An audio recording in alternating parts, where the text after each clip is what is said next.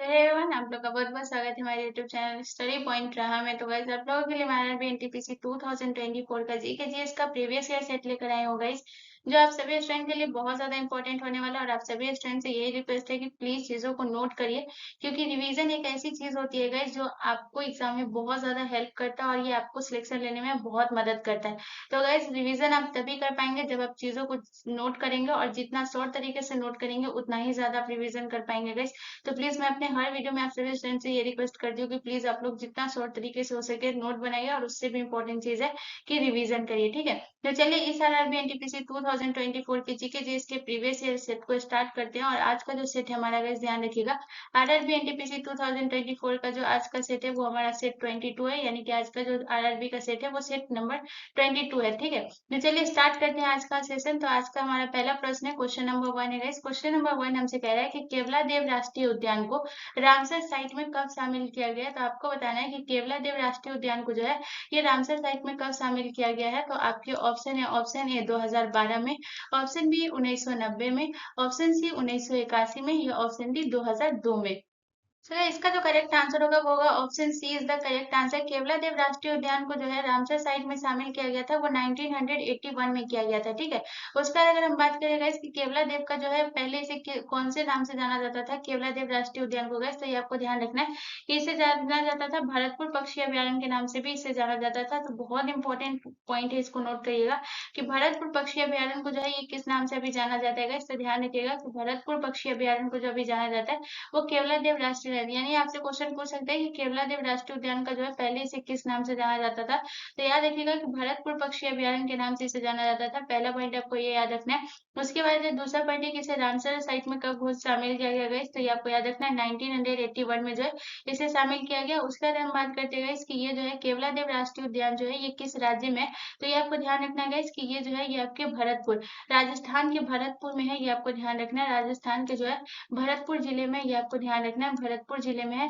अगर आपसे राज्य पूछे गए तो ये आपको ध्यान रखना है कि ये कहाँ है गए, तो ये आपको ध्यान रखना है ये राजस्थान के, ठीक है। तो ये भी पॉइंट को आप नोट कर लीजिएगा, राजस्थान के भरतपुर जिले में है, यहाँ पे नोट कर लीजिएगा, ठीक है।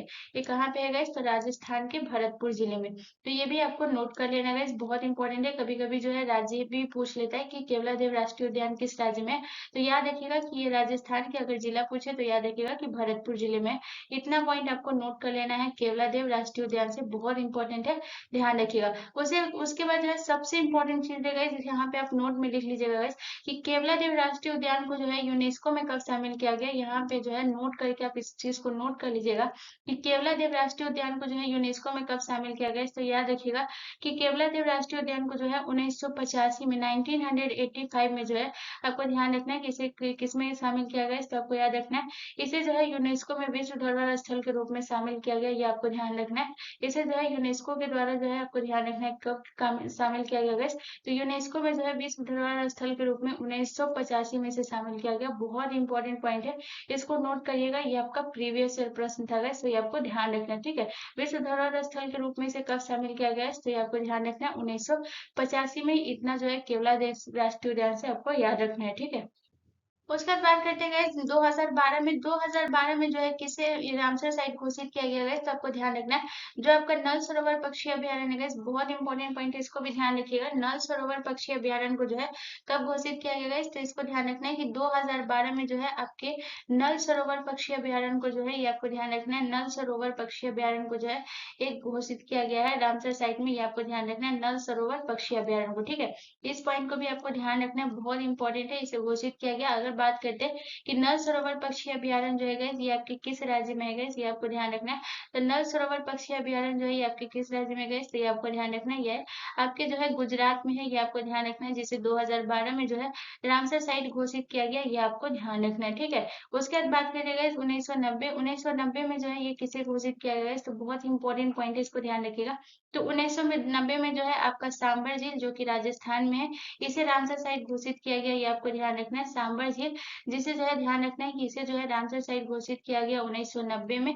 ये आपको ध्यान रखना है। अगर बात करें कि ये जो है ये कहाँ है गाइस, तो ये आपको ध्यान रखना है सांबर झील जो है ये आपके राजस्थान में है, ये आपको ध्यान रखना है, ठीक है। उसके साथ जो है आपको याद रखना है गाइस, बहुत इंपॉर्टेंट पॉइंट है जो आपका लोकटक झील। लोकटक झील को भी जो है 1990 में किया गया, तो ये भी आपको ध्यान रखना है। सांबर झील को भी तो किया गया, लेकिन उसके साथ साथ आपको याद रखना है गाइस, एक पॉइंट और याद रखना है, जो कि है आपका लोकटक झील, जो कि यहाँ पे मैं लिखती हूँ लोकटक झील को भी किया गया गाइस। ये आपको ध्यान रखना है, कौन से झील को गाइस, तो लोकटक झील, ठीक है। लोकटक झील को भी किया गया, और ये जो है इसे कब किया गया था गाइस, तो इसे भी 1990 में किया गया। और लोकटक झील जो है ये आपके कहाँ है गाइस, तो ये आपको ध्यान रखना है कि लोकटक झील जो है ये आपके मणिपुर में, ठीक है। लोकटक झील आपका कहाँ है गाइस, तो ये आपको ध्यान रखना है ये आपके मणिपुर में, ठीक है। उसके बाद बात करते हैं 2002 में जो है किसी विश्व धरोहर स्थल के रूप में घोषित किया गया गाइस, तो ये आपको ध्यान रखना है, मोस्ट इंपॉर्टेंट प्रश्न है गाइस, ये आपको ध्यान रखना है। जो आपका कोल्लेरू झील जो है ये आपको ध्यान रखना है, कोल्लेरू झील को जो है कब शामिल किया गया गाइस, तो ये आपको ध्यान रखना है कि कोल्लेरू झील को जो है 2002 में यूनेस्को में शामिल किया गया। ये आपको ध्यान रखना है कि कोल्लेरू झील को जो है कब शामिल किया गया, तो 2002 में इसे शामिल किया गया। अब बात करते हैं कि कोल्लेरू झील जो है ये आपके किस राज्य में है, तो ये आपको ध्यान रखना है कि कोल्लेरू झील जो है ये आपके आंध्र प्रदेश में, ठीक है। और इसे जो है रामसर साइट कब घोषित किया गया है, तो ये आपको ध्यान रखना है 2002 में इसे रामसर साइट के रूप में घोषित किया गया, ये आपको ध्यान रखना है। बहुत इंपॉर्टेंट पॉइंट है, यहाँ पे जितना भी लिखा हूँ सबको नोट कर लीजिएगा, ठीक है। अगर हम बात करते हैं चिल्का झील, चिल्का झील जो है आपके उड़ीसा में, आपको याद रखना है चिल्का झील जो आपका उड़ीसा का है, इसे भी जो है 1981 में किया गया था।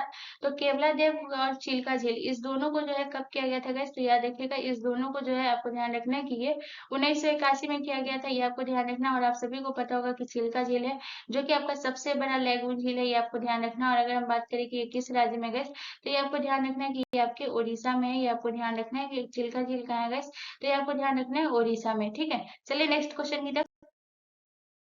अगला क्वेश्चन हमारा क्वेश्चन नंबर 2 है। इस क्वेश्चन नंबर 2 कह रहा है कि भरतनाट्यम और ओडिसी शास्त्रीय नृत्य से किस नर्तकी का संबंध है। तो भरतनाट्यम और ओडिसी से किस शास्त्रीय नृत्य के जो है ये आपको बताना है कि जो ये जो शास्त्रीय नृत्य है भरतनाट्यम और ओडिसी, इससे जो है किस नर्तकी का संबंध है। तो आपके ऑप्शन है, ऑप्शन ए सोनल मानसिंह का, ऑप्शन बी शोभा नायडू का, ऑप्शन सी सितारा देवी का, या ऑप्शन डी यामिनी कृष्ण मूर्ति का। तो भाई इसका जो करेक्ट आंसर होगा वो होगा option A is the correct answer. Bharatanatyam और ओडिसी से जो संबंधित है, मोस्ट इंपॉर्टेंट पॉइंट है गाइस, मोस्ट इंपॉर्टेंट पॉइंट है, ध्यान रखिएगा कि भरतनाट्यम और ओडिसी से जो संबंधित है वो कौन है गाइस, तो ये आपको ध्यान रखना है सोनल मानसिंह, जो कि भरतनाट्यम और ओडिसी शास्त्रीय नृत्य से संबंधित है, ये आपको ध्यान रखना है, ठीक है। उसका जो है सोनल मानसिंह के बारे में जो है आपको ध्यान रखना है, बहुत इंपॉर्टेंट पॉइंट सब यहाँ पे लिखा रही हूँ, ये सबको एक एक करके नोट करते हुए चलिएगा। पद्म भूषण जो है सोनल मानसिंह को कब मिला था गाइस, तो ये आपको ध्यान रखना है। यहाँ पे हम बात करेंगे पद्म भूषण भी मिला हुआ है इन्हें, पद्म विभूषण भी मिला हुआ है, तो ये आपको ध्यान रखना है कि क्वेश्चन कुछ भी पूछ सकता है गाइस, तो ये आपको ध्यान रखना है। तो सबसे पहले गाइस हम इसके पद्म भूषण के बारे में बात करेंगे, ठीक है। तो आप बताइए कि सोनल मानसिंह को जो है ये पद्म भूषण कब मिला, अगर आपको पता है तो आप मुझे कमेंट करके जरूर बताइए। तो गाइस आपको ध्यान रखना है कि इन्हें जो है सोनल मानसिंह को पद्म भूषण अवार्ड जो मिला था वो मिला था 1992, यानी कि 1992 में जो है आपको ध्यान रखना है इन्हें पद्म भूषण मिला। उसके बाद बात करते गए कि इन्हें पद्म विभूषण, पद्म विभूषण जो है इन्हें कब मिला गया, ये आपको ध्यान रखना है। तो इन्हें जो पद्म विभूषण मिला था गाइस, बहुत इंपॉर्टेंट पॉइंट सब है, नोट करते हुए चलिएगा। तो आपको ध्यान रखना है कि जो है सोनल मानसिंह को पद्म विभूषण जो मिला वो 2003 में इन्हें पद्म विभूषण मिला, ये आपको ध्यान रखना है। इन्हें पद्म विभूषण कब मिला गाइस, 2003 में इन्हें पद्म विभूषण मिला, ये आपको ध्यान रखना है। उसके बाद जो है गाइस आपको पद्म भूषण पद्म विभूषण हुआ, उसके बाद आपको याद रखना है इनको जो मिला था वो संगीत अकादमी पुरस्कार भी मिला था, ये भी आपको ध्यान रखना है। तो अगर आपसे पूछे कि संगीत नाटक अकादमी पुरस्कार जो इन्हें कब मिला था गाइस, ये आपको ध्यान रखना है। संगीत नाटक अकादमी पुरस्कार जो इन्हें कब मिला था गाइस, ये आपको ध्यान रखना है।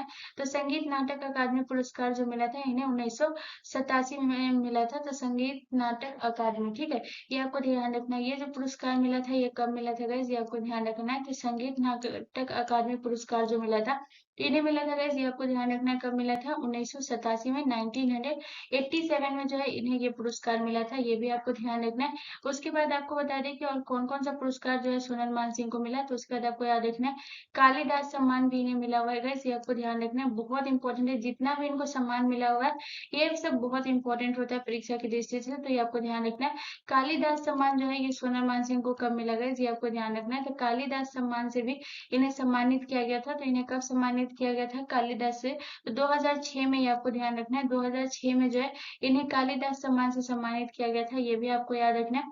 उसके बाद अगर बात करें गाइस सबसे इम्पोर्टेंट एक और याद रखिएगा, जो कि है आपका गाइस संगीत नाटक अकादमी फेलोशिप पुरस्कार भी इनको मिला हुआ है, तो ये आपको ध्यान रखना है कि इन्हें क्या मिला हुआ है। तो संगीत नाटक अकादमी फेलोशिप पुरस्कार, ठीक है, यहाँ पे ये भी नोट कर लीजिएगा कौन सा पुरस्कार है guys, तो ये आपको ध्यान रखना है। अगर आपसे यहाँ पे फेलोशिप पूछ ले तो ये अलग हो जाएगा, और अगर सीधे संगीत नाटक अकादमी पुरस्कार पूछ ले तो यहाँ पे अलग आपका हो जाएगा। तो इसमें आपको कंफ्यूज नहीं होना है, इसलिए मैंने दोनों को साथ ही लिखा है कि संगीत नाटक अकादमी पुरस्कार इन्हें 1987 में मिला। और अगर आपसे पूछ ले कि संगीत नाटक अकादमी फेलोशिप पुरस्कार इन्हें कब मिला, तो ये आपको ध्यान रखना है कि ये 2018 में मिला, ठीक है, ये आपको ध्यान रखना है। ये पुरस्कार इन्हें कब मिला था, 2018 में, और कालिदास से इन्हें सम्मान किया गया 2006 में, ठीक है। इतना पॉइंट आपको जो है सोनल मानसिंह से याद रखना है guys, बहुत इंपॉर्टेंट है। उसके बाद अब बात करते गए शोभा नायडू। शोभा नायडू जो है ये कौन से शास्त्रीय नृत्य से संबंधित है guys, तो ये आपको ध्यान रखना है कि शोभा नायडू जो है ये आपकी कुचिपुड़ी से संबंधित है, ये आपको ध्यान रखना है। ये शोभा नायडू जो है ये कौन से संबंधित है गाइस, तो ये आपको ध्यान रखना है। शोभा नायडू जो है ये कुचिपुड़ी नृत्य से संबंधित है। आप बात करते हैं गाइस कि शोभा नायडू को जो है गाइस आपको बताएं कि इन्हें संगीत नाटक अकादमी पुरस्कार कब मिला था, तो इन्हें जो संगीत नाटक अकादमी पुरस्कार मिला था वो 1991 में मिला था, तो ये भी आपको ध्यान रखना है। अगर बात करें इन्हें संगीत नाटक अकादमी पुरस्कार, ठीक है, ये आपको ध्यान रखना है कि संगीत नाटक अकादमी पुरस्कार जो है शोभा नायडू को कब मिला था गाइस, तो ये आपको ध्यान रखना है कि इन्हें जो है संगीत नाटक अकादमी पुरस्कार जो मिला था इन्हें 1991 में मिला था, ठीक है। तो इतना पॉइंट जो है आपको शोभा नायडू से याद रखना है, बहुत इंपॉर्टेंट है। कब मिला था गाइस, तो ये आपको ध्यान रखना है। इन्हें जो मिला था वो 1991 में जो है इन्हें ये पुरस्कार मिला था, ये भी आपको ध्यान रखना है, ठीक है। उसके बाद बात करते हैं गाइस यामिनी कृष्णमूर्ति जो कि आपके भरतनाट्यम से संबंधित है, ये आपको ध्यान रखना है। उसके बाद बात करते हैं गाइस सितारा देवी। सितारा देवी जो गाइस ये आपको याद रखना है, ये कौन से नृत्य से संबंधित है गाइस, तो ये आपको ध्यान रखना है। सितारा देवी जो है ये आपके कथक से संबंधित है। उसके बाद बात करते हैं यामिनी कृष्णमूर्ति। यामिनी कृष्णमूर्ति जो है गाइस ये आपको ध्यान रखना है, ये भरतनाट्यम से संबंधित है, ठीक है। तो अगर आपसे पूछे कि यामिनी कृष्णमूर्ति जो है ये कौन से नृत्य से संबंधित है गाइस, तो ये आपको ध्यान रखना है, भरतनाट्यम से संबंधित है, ये आपको ध्यान रखना है। चलिए नेक्स्ट क्वेश्चन की, अगला क्वेश्चन हमारा क्वेश्चन नंबर 3 है गाइस। क्वेश्चन नंबर 3 कह रहा है कि किस हड़प्पा कालीन स्थल से हल से जोते गए खेत के प्रमाण प्राप्त हुए थे, तो आपको बताना है कि हल से जोते गए खेत के प्रमाण जो प्राप्त हुए थे वो कौन से हड़प्पा कालीन स्थल से हुए थे, तो आपके ऑप्शन है चंद्रभुद्रो से, ऑप्शन बी कालीबंगा से, ऑप्शन सी राखी गढ़ी से, या ऑप्शन डी रोपड़ से। तो अगर इसका जो करेक्ट आंसर होगा वो होगा option B is the correct answer. हल से जोते गए खेत के प्रमाण जो प्राप्त हुए वो कालीबंगा से हुए, तो ऑप्शन बी जो है वो हमारा करेक्ट आंसर हो जाएगा, ठीक है। उसके बाद जो है कालीबंगा से आपको कुछ कुछ पॉइंट बहुत इंपॉर्टेंट है जो कि याद रखना है। तो सबसे पहले अगर आपसे पूछेगा कि कालीबंगा का जो है शाब्दिक अर्थ क्या होता है, तो क्वेश्चन आपसे ये भी रहता है कि आपको बताना है कि कालीबंगा का, जैसे आपने सुना होगा कि मोहनजोदड़ो का जो है शाब्दिक अर्थ क्या होता है, तो मोहनजोदड़ो का जो शाब्दिक अर्थ होता है वो मृतकों का टीला होता है, ये आप सभी को पता होगा। तो ये आपको ध्यान रखना है। जैसे धौलावीरा का शाब्दिक अर्थ होता है सफेद कुआं, तो वैसे ही आपको बताना है कि कालीबंगा का जो है शाब्दिक अर्थ क्या होता है, तो ये आपको ध्यान रखना है कि कालीबंगा का जो शाब्दिक अर्थ होता है वो काले रंग की चूड़ी होता है, ये आपको ध्यान रखना है। कालीबंगा का शाब्दिक अर्थ क्या होता है, ये आपको ध्यान रखना है। तो काले रंग की चूड़ी जो है ये किसका शाब्दिक अर्थ है, तो ये आपको ध्यान रखना है। काले रंग की चूड़ी जो है ये आपको ध्यान रखना है, ये जो है कालीबंगा का है, ठीक है। काले रंग की चूड़ी ये किसका शाब्दिक अर्थ है, तो ये आपको ध्यान रखना है। काले रंग की चूड़ी जो है ये कालीबंगा का शाब्दिक अर्थ है, ये आपको ध्यान रखना है। उसके बाद आप बात करते हैं सबसे इंपॉर्टेंट चीज है कि कालीबंगा, ठीक है। उसके बाद बात करते हैं कालीबंगा से रिलेटेड कि इसकी जो है खोज किसने की थी और कब की थी, सबसे इंपॉर्टेंट पॉइंट है, याद रखिएगा गाइस। तो अगर हम बात करते हैं कालीबंगा की जो खोज की थी गाइस वो किसने की थी, तो अमलानंद घोष ने जो है ये किसकी खोज की थी गाइस, ये आपको ध्यान रखना है। तो अमलानंद घोष जो है ये किसकी खोज की थी गाइस, ये आपको ध्यान रखना है। अमलानंद घोष जो किया था खोज, ये आपको ध्यान रखना है गाइस, ये कालीबंगा का, ठीक है। तो अमलानंद घोष जो है ये किसकी खोज की थी गाइस, ये आपको ध्यान रखना है। अमलानंद घोष के द्वारा कालीबंगा का खोज हुआ था, और इन्होंने जो है कालीबंगा की खोज कब की थी गाइस, तो ये भी आपको ध्यान रखना है कि इन्होंने जो है 1953 में कालीबंगा की खोज की थी, ये भी आपको ध्यान रखना है।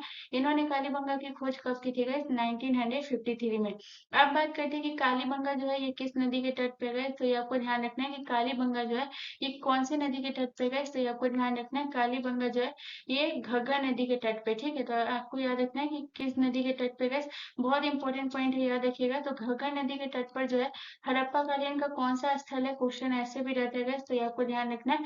घग्गर नदी के तट पर जो है ये कालीबंगा स्थित है, ये भी आपको ध्यान रखना है, घग्गर नदी के तट पर, ठीक है। उसके बाद अगर हम बात करते हैं ये जो है किस राज्य तो आपको याद रखना है गाइस कि कालीबंगा जो है ये किस राज्य में अवस्थित है गाइस। तो ये आपको ध्यान रखना है कि कालीबंगा जो है ये राजस्थान में अवस्थित है। ठीक है, ये आपको ध्यान रखना है कि ये राजस्थान में अवस्थित है। ये इतना पॉइंट आपको याद रखना है। ठीक है, उसके बाद जो है हल से जोते गए खेत जो है ये कालीबंगा से मिला था।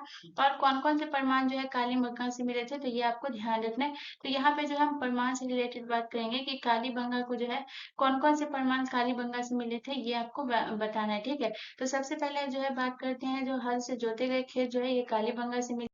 उसके बाद आपको याद रखना है कि हल से जोता हुआ खेत मिला है, तो लकड़ी का जो हल मिला है वो कहाँ से मिला है। आपको याद रखना है कि लकड़ी का जो हल है ये कहाँ से मिला है। तो पहला पॉइंट आपको याद रखना है कि लकड़ी का जो हल मिला है guys, ये आपको ध्यान रखना है, ये कालीबंगा से मिला है। उसके बाद आपको याद रखना है guys, जो है आपको याद रखना है कि चना तथा सरसों की जो फसल जो है इसका भी प्रमाण मिला है। बहुत इंपॉर्टेंट पॉइंट है guys कि चना और सरसों के फसल का जो है ये आपको ध्यान रखना है कि चना और सरसों के फसल का जो है ये आपको ध्यान रखना है, इसका प्रमाण जो है ये कहाँ से मिला है guys, तो ये आपको ध्यान रखना है कि चना और सरसों का फसल का प्रमाण जो मिला है ये भी कालीबंगा से मिला है। ये बहुत इंपॉर्टेंट पॉइंट है, ध्यान रखिएगा। ठीक है, ये आपका प्रीवियस ईयर प्रश्न था guys, ये आपको ध्यान रखना है, बहुत इंपॉर्टेंट है, इसको नोट करिएगा। ठीक है, चलिए नेक्स्ट क्वेश्चन की तरफ। अगला क्वेश्चन हमारा क्वेश्चन नंबर 4 है गाइस। क्वेश्चन नंबर 4 हमसे कह रहा है कि निम्नलिखित में से नर्मदा की सहायक नदी कौन सी है। तो आपको बताना है कि नर्मदा की सहायक नदी जो है वो कौन सी है। तो आपके ऑप्शन है, ऑप्शन ए बेतवा नदी, ऑप्शन बी दूधी नदी, ऑप्शन सी हेमावती नदी, या ऑप्शन डी मंजीरा नदी। सो गाइस इसका जो करेक्ट आंसर होगा वो होगा option B is the correct answer. नर्मदा की सहायक नदी जो है ये कौन सी है, मोस्ट इंपोर्टेंट प्रश्न है guys, ध्यान रखिएगा। दूधी नदी जो है ये नर्मदा की सहायक नदी है, लेकिन उससे भी पहले सबसे पहले नर्मदा के बारे में बात करेंगे। ये सबसे पहले नर्मदा के बारे में ये बात करेंगे कि इसका जो है उद्गम कहाँ से होता है। बहुत इंपॉर्टेंट प्रश्न है गैस, हमेशा पूछता है कि नर्मदा नदी का जो है उद्गम स्थल कहाँ से गैस, तो ये आपको ध्यान रखना है। या फिर किस पहाड़ी से गैस, तो ये आपको याद रखना है कि अमरकंटक पहाड़ी से जो है ये किस नदी का उद्गम है गैस, तो ये आपको ध्यान रखना है कि अमरकंटक पहाड़ी से जो है ये किस नदी का उद्गम है गैस, तो ये आपको ध्यान रखना है अमरकंटक पहाड़ी से जो है ये आपके नर्मदा नदी का उद्गम है। तो ये आपको ध्यान रखना है कि अमरकंटक पहाड़ी से जो है ये किसका उद्गम है गैस, तो ये आपको ध्यान रखना है नर्मदा नदी का उद्गम जो है ये अमरकंटक पहाड़ी से है। ये आपको ध्यान रखना है। ठीक है, उसके बाद बात करेंगे गाइस, सबसे इंपॉर्टेंट चीज है गाइस कि आपको याद रखना है कि ये जो है मध्य प्रदेश की सबसे लंबी नदी जो है ये कौन सी है। तो ये आपको ध्यान रखना है कि मध्य प्रदेश की सबसे लंबी नदी जो है ये नर्मदा नदी है। ये बहुत इंपॉर्टेंट प्रश्न है, पूछा गया था कि मध्य प्रदेश की सबसे लंबी नदी कौन सी है गाइस। तो भारत की जो सबसे लंबी नदी है वो गंगा नदी है, लेकिन आपसे पूछा गया था कि मध्य प्रदेश की सबसे लंबी नदी जो है वो कौन सी है गाइस। तो ये आपको ध्यान रखना है मध्य प्रदेश की सबसे लंबी नदी जो है ये आपको ध्यान रखना है ये कौन सी है गाइस, तो नर्मदा नदी जो है ये मध्य प्रदेश की सबसे लंबी नदी है। पहला पॉइंट आपको ये भी याद रखना है। ठीक है, उसके बाद जो है गाइस बात करते हैं गाइस कि जो है आपको ये याद रखना है कि जीवन रेखा मध्य प्रदेश की किस नदी को जो है जीवन रेखा कहा जाता है गाइस, तो ये आपको ध्यान रखना है नर्मदा नदी को जो है आपको याद रखना है कि क्या कहा जाता है गाइस, तो जीवन रेखा कहा जाता है। मध्य प्रदेश की जो है जीवन रेखा के नाम से जो है ये आपको ध्यान रखना है किसे कहा जाता है गाइस, तो ये आपको ध्यान रखना है जीवन रेखा कहा जाता है गाइस, ये मध्य प्रदेश की जीवन रेखा है। ठीक है, ये नदी, तो इसको भी आप नोट कर लीजिएगा कि मध्य प्रदेश की जो जीवन रेखा जो है ये आपको बता दें। मध्य प्रदेश की जीवन रेखा कौन सी नदी है गाइस, तो ये आपको ध्यान रखना है मध्य प्रदेश की जीवन रेखा जो है ये नर्मदा नदी है। ये भी आपको ध्यान रखना है। ठीक है, तो इतना पॉइंट आपको नोट कर लेना है गाइस, बहुत इंपॉर्टेंट है, ये आपको नोट करना है। ठीक है, उसके बाद बात करते हैं कि और नर्मदा की कौन कौन सी नदी है जो कि सहायक नदी है। तो अब बात करेंगे इसकी सहायक नदी के बारे में कि नर्मदा की सहायक नदी जो है कौन कौन सी है, इसकी सहायक नदी के बारे में बात करेंगे गाइस। तो अब बात करते हैं सबसे पहले जो है दूधी नदी जो है इसकी सहायक नदी है, और कौन कौन सी नदी है इस पे बात करते हैं। तो आपको याद रखना है जो तवा नदी हो गया ये जो है नर्मदा की सहायक नदी हो गई, ये आपको ध्यान रखना है तवा नदी हो गया। उसके बाद आपको याद रखना है कौन सी नदी होगी गाइस, तो ये हो गया आपका सेर नदी भी जो है ये आपका जो है आपको याद रखना है ये जो है नर्मदा की सहायक नदी है। तो सेर नदी हो गया, दूधी नदी हो गया। उसके बाद आपको याद रखना है guys, कौन सा चोरल नदी भी हो गया guys, ये आपको ध्यान रखना है ये भी नर्मदा की सहायक नदी है।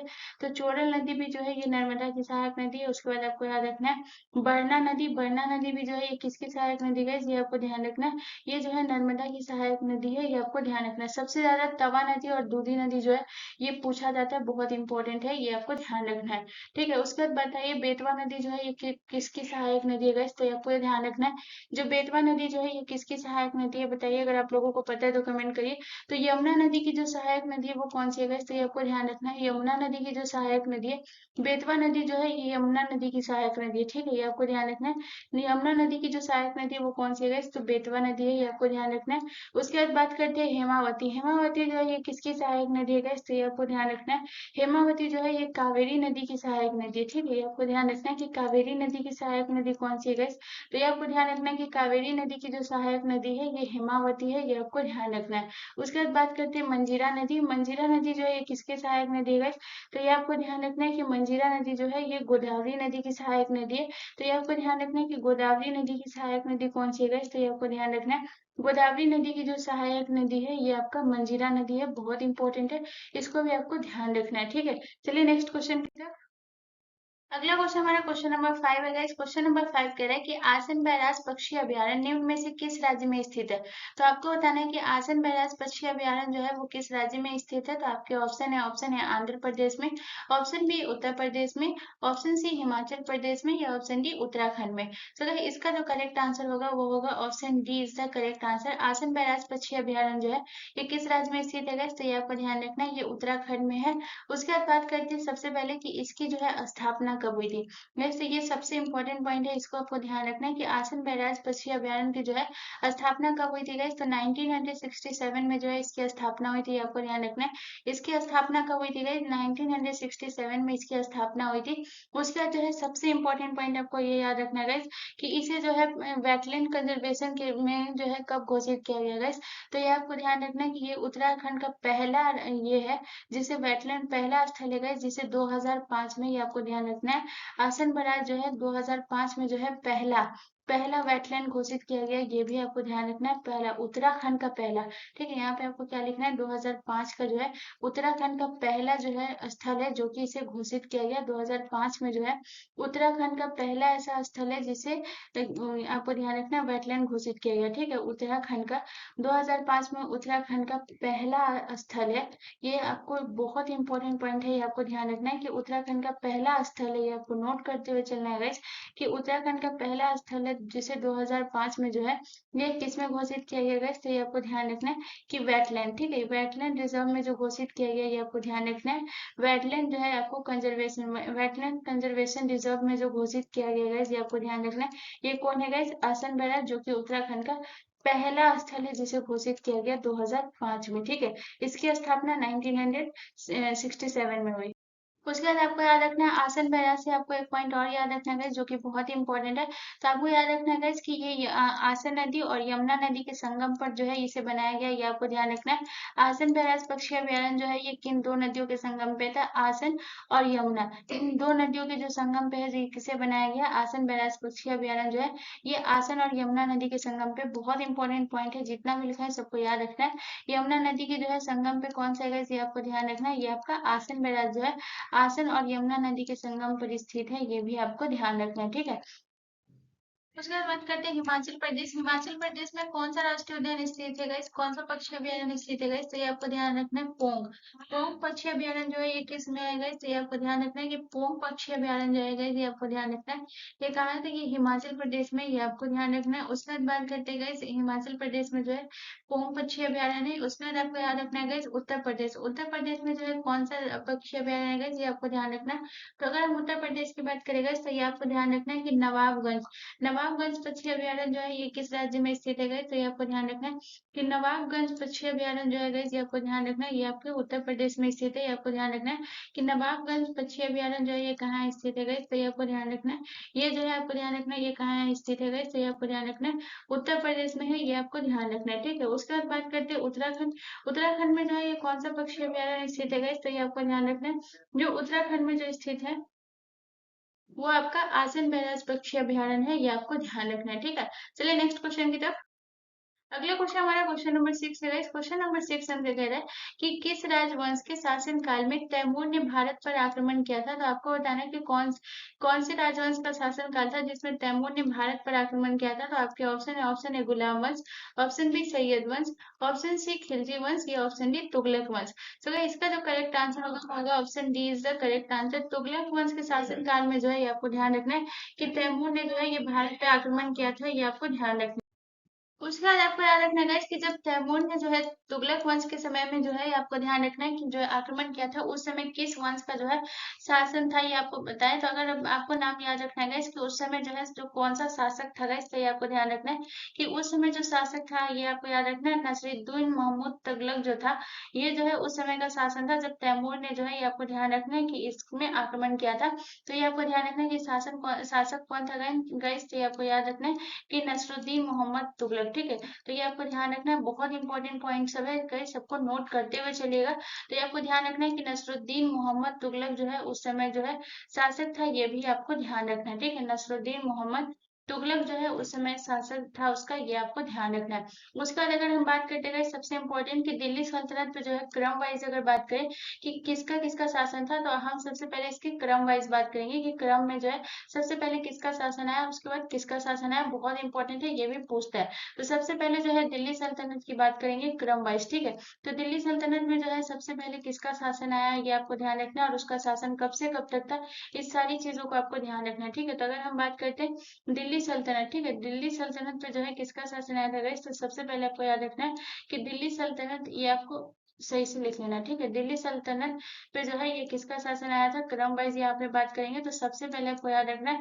सबसे पहले जो है वो किसका शासन था, तो आपको ध्यान रखना है सबसे पहले गुलाम वंश ने शासन किया था दिल्ली सल्तनत पे। किस वंश का शासन आया था गाइस, तो सबसे पहले आपको याद रखना है कि गुलाम वंश ने शासन किया था। और इसने शासन जो है कब से कब तक किया था गाइस, तो ये आपको ध्यान रखना है कि इसने जो शासन किया था वो 1206 से लेकर 1290 तक। ठीक है, ये आपको ध्यान रखना है कि 1206 से लेकर के इसने कब किया था, 1290 तक जो है ये गुलाम वंश का शासन था, ये आपको ध्यान रखना है।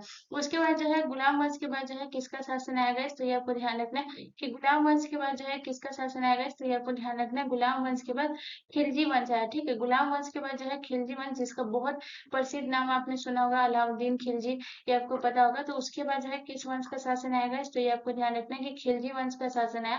खिलजी वंश का शासन जो है कब से कब तक था, तो ये आपको ध्यान रखना है 1290 से लेके 1320 तक जो है इसका शासन था, ये आपको ध्यान रखना है।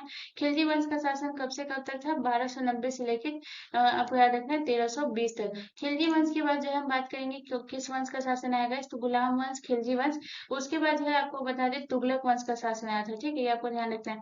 उसके बाद जो है किस वंश का शासन आया था, तो ये आपको ध्यान रखना है कि उसके बाद जो है तुगलक वंश का शासन आया था। उसके बाद बात करते हैं कि तुगलक वंश का जो है शासन कब से कब तक था, तो ये आपको ध्यान रखना है कि तुगलक वंश का जो शासन था वो 1320 से लेकर के 1414 तक था, वो तुगलक वंश का शासन था, ये आपको ध्यान रखना है।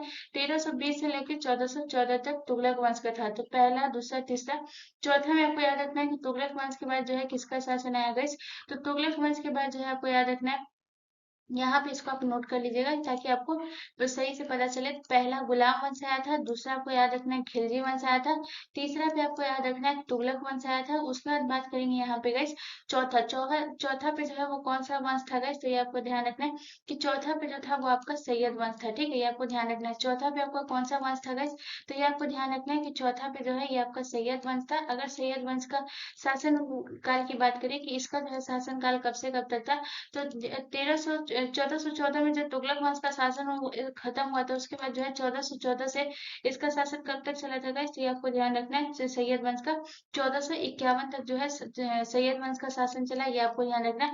और उसके बाद जो है लास्ट में किस वंश का शासन आया, लोधी वंश का, जिसे बाबर ने जो है इसे इब्राहिम लोधी को मार करके किस वंश की स्थापना की, मुगल वंश की। ठीक है, तो उसके बाद जो है किस वंश का शासन आया गैस, तो लोधी वंश का। इसने शासन कब किया था गैस, तो ये आपको ध्यान रखना है कि ये जो है 1451 से लेके इसका शासनकाल कब से कब तक था, 1451 से जब 1526 में जो है पानीपत का पहली लड़ाई हुई, इसमें इसने हार गया था इब्राहिम लोधी, जिसकी वजह से बाबर ने मुगल वंश की स्थापना की। ठीक है, तो ये आपको क्रम वाइज याद रखना है।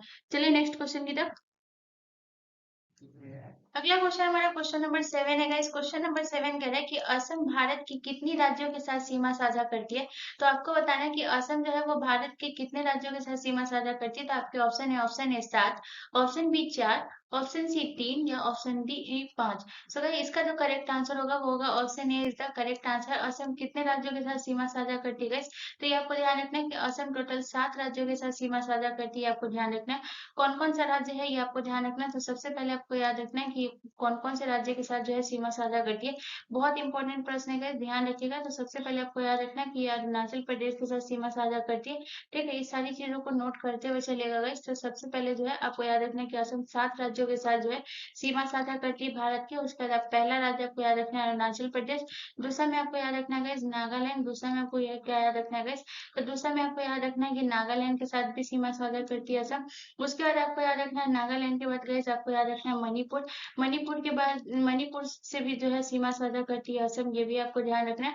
मणिपुर के बाद जो है गाइस आपको याद रखना है मिजोरम हो गया। मिजोरम के साथ भी जो है असम जो है सीमा साझा करती है। तो ये आपका हो गया मिजोरम। मिजोरम के बाद जो है कौन सा राज्य हो गया गाइस? तो ये आपको ध्यान रखना है मिजोरम के बाद जो है आपका त्रिपुरा हो गया जिसके साथ सीमा साझा करती है।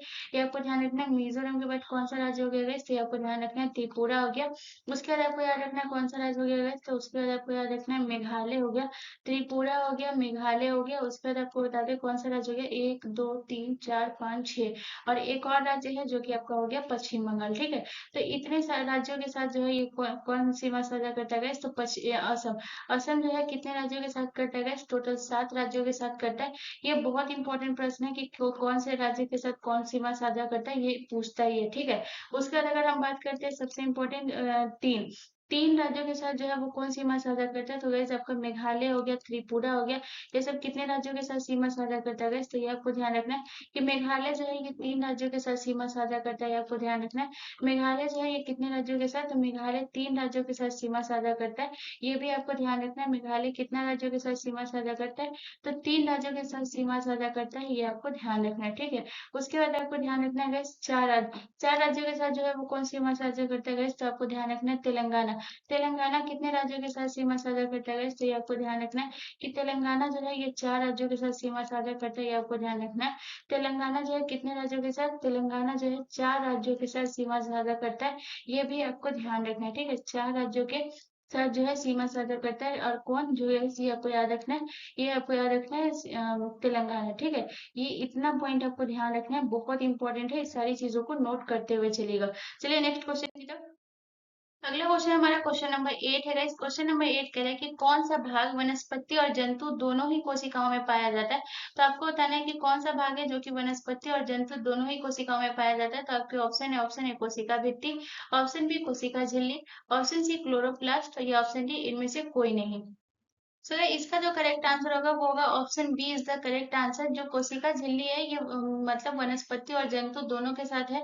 जो ये आपको ध्यान रखना है दोनों में पाया जाता है। अगर बात करें कोशिका भित्ति, अगर आपको ऑप्शन में दे दे कि कोशिका भित्ति जो है ये जो है, तो आपको ध्यान रखना है कि कोशिका भित्ति जो है केवल वनस्पति में पाया जाता है। ये आपको ध्यान रखना है कि कोशिका भित्ति आपको याद रखना है कि किसमें पाया जाता है। तो ये आपको ध्यान रखना है केवल वनस्पति में।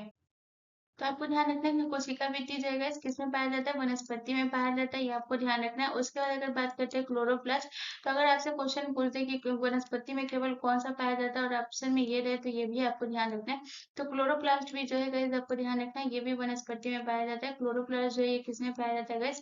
तो ये आपको ध्यान रखना है कि वनस्पति में जो है क्लोरोप्लास्ट पाया जाता है, ये भी आपको ध्यान रखना है। उसके बाद अगर बात करें कि कौन कौन है कोशिका झिल्ली के अलावा और कौन कौन है जो कि वनस्पति में भी पाया जाता है और जंतु में भी पाया जाता है, उनके अगर हम नाम के बारे में बात करेंगे तो सबसे पहले आपको याद रखना है कोशिका झिल्ली। उसके बाद आपको याद रखना है माइटोकॉन्ड्रिया। माइटोकॉन्ड्रिया जो है ये आपको ध्यान रखना है। माइटोकॉन्ड्रिया जो होता है गाइस ये आपको क्या ध्यान रखना है कि ये जो है आपका वनस्पति में भी होता है गाइस, ये आपको ध्यान रखना है। ये आपका जो है वनस्पति में भी होता है और किसमें आपका जंतु में भी होता है माइटोकॉन्ड्रिया, ये आपको ध्यान रखना है। ठीक है, उसके बाद बात करते हैं गाइस जिसे हम पावर हाउस भी जानते हैं, तो ये आपको ध्यान रखना है माइटोकॉन्ड्रिया हो गया। उसके बाद आपको ध्यान रखना है राइबोसोम। राइबोसोम जो है ये वनस्पति में भी भी होता है गाइस, ये आपको ध्यान रखना है, और जंतु में भी होता है, ये भी आपको ध्यान रखना है, जिसे हम प्रोटीन की फैक्ट्री कहते हैं, ये भी आपको ध्यान रखना है। राइबोसोम ये आपका हो गया। उसके बाद आपको याद रखना है कोशिका झिल्ली हो गया। उसके बाद आपको याद रखना है और कौन सा हो गया गाइस, तो एक आप और याद रखिएगा जिसे हम न्यूक्लियस कहते हैं। ये जो है आपको ध्यान रखना है कि ये जो है न्यूक्लियस जो है ये दोनों में होता है, ये भी आपको ध्यान रखना है। न्यूक्लियस जो है ये किस में होता है गाइस, तो ये आपको ध्यान रखना है, ये दोनों में होता है, ये जंतु में भी होता है और वनस्पति में भी होता है, ये भी आपको ध्यान रखना है। न्यूक्लियस, ठीक है, तो और कोशिका झिल्ली, इतना आपको याद रखना है। चलिए नेक्स्ट क्वेश्चन की तरफ। अगला क्वेश्चन हमारा क्वेश्चन नंबर 9 है गाइस। क्वेश्चन नंबर 9 कह रहा है कि वस्तु की मोटाई के मापन हेतु किस उपकरण का प्रयोग किया जाता है। तो आपके ऑप्शन है, ऑप्शन ए नेमोमीटर का, ऑप्शन बी ऑडियोमीटर का, ऑप्शन सी कैलिपर्स का, या ऑप्शन डी आमीटर का। सो गाइस इसका जो करेक्ट आंसर होगा option C is the correct answer. वस्तु की मोटाई जो मापा जाता है ये किससे मापा जाता है, कैलिपर से मापा जाता है, ये आपको ध्यान रखना है। उसके बाद बात करते हैं गाइस कि वस्तु की मोटाई जो है कैलिपर से मापा जाता है। उसके बाद हवा की शक्ति और गति, हवा की शक्ति और गति जो है ये किससे मापा जाता है गाइस, तो ये आपको ध्यान रखना है कि हवा की शक्ति और गति जो मापा जाता है गाइस, ये आपको ध्यान रखना है, ये एनीमोमीटर से, ठीक है। तो ये आपको ध्यान रखना है कि हवा की शक्ति और गति जो है ये आपको ध्यान रखना है, हवा की शक्ति और गति जो है ये किससे मापा जाता है गाइस, तो हवा की शक्ति और गति जो मापा जाता है गाइस, ये आपको ध्यान रखना है, ये जो मापा जाता है एनीमोमीटर से। उसके बाद है बात करते हैं गाइस ऑडियोमीटर से। ऑडियोमीटर से जो है ये क्या मापा जाता है गाइस, तो ये आपको ध्यान रखना है। ध्वनि की तीव्रता जो है ये किससे मापा जाता है गाइस, तो ये आपको ध्यान रखना है कि ध्वनि की तीव्रता जो मापा जाता है गाइस ये ऑडियोमीटर से, ठीक है। तो ये आपको ध्यान रखना है कि ध्वनि की तीव्रता जो है ये किससे मापा जाता है गाइस, ये आपको ध्यान रखना है ऑडियोमीटर से। उसके बाद बात करते हैं गाइस आमीटर से। आमीटर से जो है ये क्या मापा जाता है, तो विद्युत धारा का मापन जो है ये किससे किया जाता है गाइस, तो ये आपको ध्यान रखना है कि विद्युत धारा का जो मापन किया जाता है वो आमीटर से किया जाता है। ये आपको ध्यान रखना है कि विद्युत धारा का मापन जो है ये किससे किया जाता है गाइस, तो ये आपको ध्यान रखना है विद्युत धारा का मापन जो किया जाता है ये आपको ध्यान रखना है ये आमीटर से किया जाता है, ठीक है। चलिए नेक्स्ट क्वेश्चन की तरफ। अगला क्वेश्चन हमारा क्वेश्चन नंबर 10 है गाइस। क्वेश्चन नंबर 10 कह रहा है कि अंग्रेजी देश के सभी उच्च न्यायालयों की आधिकारिक भाषा किस अनुच्छेद के तहत है। यानी कि जो अंग्रेजी भाषा है वो देश के सभी उच्च न्यायालयों की आधिकारिक भाषा है, ये आप सभी को पता होगा, लेकिन आपसे पूछा है कि ये किस अनुच्छेद के तहत जो है ये आधिकारिक भाषा है। तो आपके ऑप्शन है अनुच्छेद 315 भाग 1 के तहत, ऑप्शन बी आपसे कह रहा है कि अनुच्छेद 329 भाग 1 के तहत, ऑप्शन सी आपसे कह रहा है अनुच्छेद 336 भाग 1 के तहत, या ऑप्शन डी अनुच्छेद 348 भाग 1 के तहत। सो इसका जो करेक्ट आंसर होगा वो होगा option D is the correct answer. अनुच्छेद 348 भाग 1 के तहत जो है वो अंग्रेजी देश के सभी उच्च न्यायालयों की आधिकारिक भाषा है, ये आपको ध्यान रखना है। उसके बाद जो है गाइस अगर हम बात करते हैं अनुच्छेद 315 भाग 1 में, अनुच्छेद 315 भाग 1 में कहा गया कि संघ और राज्यों के लिए जो है एक लोक सेवा आयोग की स्थापना की जाएगी, ये आपको ध्यान रखना है। ये किस अनुच्छेद में कहा गया गाइस, तो ये अनुच्छेद जो है 315 में भाग 1 में कहा गया है कि संघ और राज्यों के लिए जो है क्या किया जाएगा गाइस, तो ये आपको ध्यान रखना है संघ और राज्यों के लिए जो है लोक सेवा आयोग की स्थापना का जो है ये किसमें कहा गया गाइस, तो ये आपको ध्यान रखना है लोक सेवा की स्थापना का जो है लोक सेवा आयोग की स्थापना का जो ये किसमें गाइस, तो लोक सेवा आयोग की स्थापना का जो है वो अनुच्छेद 315 भाग 1 में है, ये आपको ध्यान रखना है लोक सेवा आयोग का स्थापना। बहुत इंपॉर्टेंट पॉइंट है गाइस, ये आपको जितना भी लिखा है ये वाला ये सारे बहुत इंपॉर्टेंट है, ठीक है। उसके बाद बात करते हैं अनुच्छेद 336 भाग 1। तो इसकी अगर हम बात करें इसमें क्या कहा गया है, तो अनुच्छेद 336 भाग 1 में कहा गया को एंग्लो इंडियन समुदाय के लिए जो आरक्षण है ये किसमें गए, तो ये आपको ध्यान रखना है कि एंग्लो इंडियन जो है ये आपको ध्यान रखना है एंग्लो इंडियन के लिए जो आरक्षण है ये किसमें गए, तो ये आपको ध्यान रखना है एंग्लो इंडियन के लिए जो आरक्षण है ये आपको ध्यान रखना है एंग्लो इंडियन के लिए, इसमें जो है आरक्षण जो है ये आपको ध्यान रखना है एंग्लो इंडियन के लिए जो आरक्षण है ये किसमें गए, तो ये आपको ध्यान रखना है कि अनुच्छेद जो है 336 भाग 1 में, ठीक है। एंग्लो इंडियन के लिए जो आरक्षण है ये एंग्लो इंडियन आरक्षण, ठीक है, ये किसमें गए, तो ये आपको ध्यान रखना है ये जो है अनुच्छेद 336 भाग 1 में जो है इसका आरक्षण का प्रावधान है, ये भी आपको ध्यान रखना है, ठीक है। उसका जो है सबसे इंपॉर्टेंट बात करेंगे गाइस अनुच्छेद 329 भाग 1 के बारे में। तो अनुच्छेद 329 भाग 1 में जो है ये क्या कहा गया है, तो ये आपको ध्यान रखना है कि चुनाव संबंधी विवाद जो है ये न्यायालय के हस्तक्षेप से मुक्त करने का विषय है, ठीक है। तो इसमें क्या कहा गया है, बहुत इंपॉर्टेंट है कि चुनाव संबंधित, तो आपको याद रखना है कि चुनाव संबंधी जो विवाद है वो न्यायालय में, ये आपको याद रखना है चुनाव संबंधी जो विवाद है गाइस ये आपको ध्यान रखना है ये जो है न्यायालय के द्वारा जो है हस्तक्षेप से मुक्त करने का विषय है। तो चुनाव संबंधी विवाद जो है ये न्यायालय के तो ये वाला पॉइंट जो है गाइस आपको याद रखना है कि चुनाव संबंधी जो विवादों का जो है वो न्यायालय में जो है आपको ध्यान रखना है कि न्यायालय के हस्तक्षेप से मुक्त करने का जो विषय है वो कौन सा है। तो आपको याद रखना है कि चुनाव संबंधी विवादों जो है वो न्यायालय से हस्तक्षेप से मुक्त करने का जो है ये किसमें गाइस, तो ये आपको ध्यान रखना है कि ये न्यायालय के हस्तक्षेप से मुक्त करने का जो है ये अनुच्छेद 329 भाग 1 है। ये आपको ध्यान रखना है, हस्तक्षेप से जो है मुक्त करने का विषय कौन सा है गाइस, ये आपको ध्यान रखना है। एकदम बहुत इंपॉर्टेंट पॉइंट है, इसको ध्यान रखिएगा। चलिए नेक्स्ट क्वेश्चन की तरफ। अगला क्वेश्चन हमारा क्वेश्चन नंबर 11 है गाइस। क्वेश्चन नंबर 11 कह रहा है कि इनमें से कौन सा दर्रा श्रीनगर तथा लेह को जोड़ता है। तो आपको बताना है कि कौन सा दर्रा है जो कि श्रीनगर और लेह को जोड़ता है। तो आपके ऑप्शन है सिपकिला दर्रा, ऑप्शन बी जोजिला दर्रा, ऑप्शन सी बुर्जिल दर्रा या ऑप्शन डी बारालाचा दर्रा। तो गाइस इसका जो करेक्ट आंसर होगा वो होगा option B is the correct answer. Zojila दर्रा जो है ये श्रीनगर तथा लेह को जोड़ता है। उसके बाद बात करेंगे गाइस कि जो जिला दर्रा जो है ये कहाँ स्थित है गाइस, तो ये आपको ध्यान रखना है कि जो जिला दर्रा जो है ये आपके जम्मू कश्मीर में है। ये आपको ध्यान रखना है कि जो जिला दर्रा जो है ये कहाँ है गाइस, तो आपको ध्यान रखना है कि जो जिला दर्रा जो है ये जम्मू कश्मीर में है। और दूसरा इंपॉर्टेंट पॉइंट आपको याद रखना है कि ये किस श्रेणी में आता है। अगर आपसे क्वेश्चन ये पूछे तो आपको याद रखना है कि जो जिला दर्रा जो है ये कौन से श्रेणी में आता है गाइस, तो ये आपको ध्यान रखना है कि जो जिला दर्रा जो है ये जास्कर श्रेणी में आता है। ये भी आपको ध्यान रखना है कि जो जिला दर्रा जो है ये किस श्रेणी में आता है गाइस, तो ये आपको ध्यान रखना है कि ये जास्कर श्रेणी में आता है। ये भी पॉइंट आपको ध्यान रखना है। उसके बाद अगर बात करें सिपकिला दर्रा, सिपकिला दर्रा जो है ये कहाँ है, तो ये आपको ध्यान रखना है कि सिपकिला दर्रा जो है ये आपके हिमाचल प्रदेश में है। हिमाचल प्रदेश में आपको कौन सा दर्रा है ये आपको ध्यान रखना है। तो सिपकिला दर्रा जो है ये आपके हिमाचल प्रदेश में है। ये आपको ध्यान रखना है। उसके बाद अगर बात करते हैं कि सिपकिला दर्रा जो है ये किसको जोड़ता है, तो ये आपको ध्यान रखना है कि सिपकिला दर्रा जो है ये आपको ध्यान रखना है हिमाचल प्रदेश को तिब्बत से कौन सा दर्रा जोड़ता है। बहुत इंपॉर्टेंट पॉइंट है, ये भी ध्यान रखिएगा गाइस। तो हिमाचल प्रदेश को जो है गाइस आपको ध्यान रखना है कि हिमाचल प्रदेश को तिब्बत से कौन सा दर्रा जोड़ता है। तो हिमाचल प्रदेश को तिब्बत से जो जोड़ता है ये आपको ध्यान रखना है। हिमाचल प्रदेश को तिब्बत से कौन सा दर्रा जोड़ता है गाइस, ये आपको ध्यान रखना है। हिमाचल प्रदेश को जो तिब्बत से जोड़ता है वो सिपकिला दर्रा, ठीक है। और अगर पूछे कि ये जो है तिब्बत से जोड़ता है ये आपको ध्यान रखना है। और अगर पूछे आपसे 21 राज्य में गए तो ये आपको ध्यान रखना है कि ये जो है हिमाचल प्रदेश में, जो कि ये तिब्बत से जोड़ता है, हिमाचल प्रदेश को तिब्बत से जोड़ता है। बहुत इंपॉर्टेंट पॉइंट है, इसको ध्यान रखिएगा सिपकिला दर्रा से, ठीक है। उसके बाद जो है आपको याद रखना है कि सिपकिला दर्रा भी जो है ये आपके किस कौन से श्रेणी में आता है guys? तो ये आपको ध्यान रखना है कि सिपकिला दर्रा भी जो है ये आपके जास्कर श्रेणी में आता है। तो इस पॉइंट को भी आपको नोट करना है कि सिपकिला दर्रा जो है ये किस श्रेणी में आता है guys? तो ये आपको ध्यान रखना है कि सिपकिला दर्रा भी जो है आपके जास्कर श्रेणी में आता है। तो आपका जो है जोजिला दर्रा हो गया, सिपकिला दर्रा हो गया, ये कौन से श्रेणी में आता है गाइस, तो आपको ध्यान रखना है कि ये जास्कर श्रेणी में आता है, ठीक है। उसके बाद बात करते हैं बुर्जिल दर्रा के बारे में, बहुत इंपॉर्टेंट है, ये ध्यान रखिएगा। तो अगर बुर्जिल दर्रा के बारे में बात करें कि ये जो है किसको जोड़ता है गाइस, तो ये आपको ध्यान रखना है। सबसे पहले आपको याद रखना है कि ये कहाँ स्थित है गाइस, तो आपको याद रखना है कि जम्मू कश्मीर में, ठीक है। हम बात करते हैं कि जो है बुर्जिल दर्रा जो है ये कहाँ स्थित है गाइस, तो ये आपको ध्यान रखना है कि जम्मू कश्मीर में आपका बुर्जिल दर्रा, ये आपको ध्यान रखना है।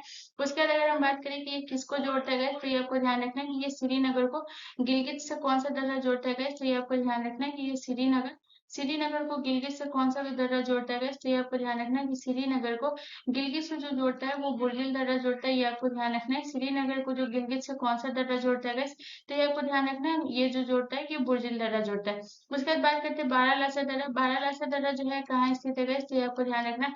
बारालाचा दर्रा भी जो है ये आपके हिमाचल प्रदेश में स्थित है। ये आपको ध्यान रखना है। बारालाचा दर्रा जो है ये कहाँ स्थित है गाइस, ये आपको ध्यान रखना है। बारालाचा दर्रा जो है ये हिमाचल प्रदेश में स्थित है। चलिए नेक्स्ट क्वेश्चन की तरफ।